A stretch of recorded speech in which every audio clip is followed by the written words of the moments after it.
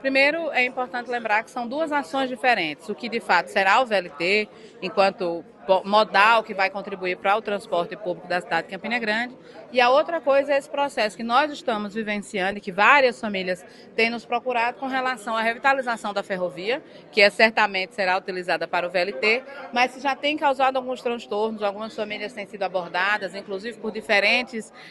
setores, tanto da administração pública como da administração privada, sobre possíveis indenizações, aluguéis sociais, desapropriação. Então, tem muita desinformação para as famílias que vivem há anos ali às margens da linha do trem, e aí não só famílias, mas estabelecimentos comerciais e tantas outras frentes que estão sendo provocadas, estão recebendo essas informações muitas vezes de formas equivocadas e que têm, né, nessa ponta passado por muita preocupação. Então, diante disso, nós somos provocados a chamar essa audiência pública para conversar com a secretaria que é responsável pela obra em si, que é a Secretaria de Obras, e que certamente será a que vai instalar o VLT, a própria SCTP como responsável pela regulamentação do nosso trânsito, a empresa que está sendo responsável pela revitalização da ferrovia, inclusive nós visitamos alguns trechos, né, que estão em limpeza dos trilhos, que já estão inclusive colocando os dormentes, que essa faz parte da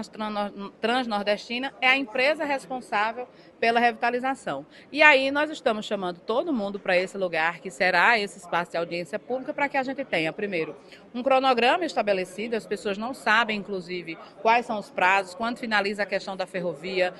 quem de fato pode adentrar as casas das pessoas ou fazer essa abordagem e falar sobre possíveis indenizações. Então, também é importante que a gente entenda quem é. É a Secretaria de Assistência Social do município, é a equipe técnica da empresa que está sendo responsável pela revitalização da obra. Então, isso também precisa ficar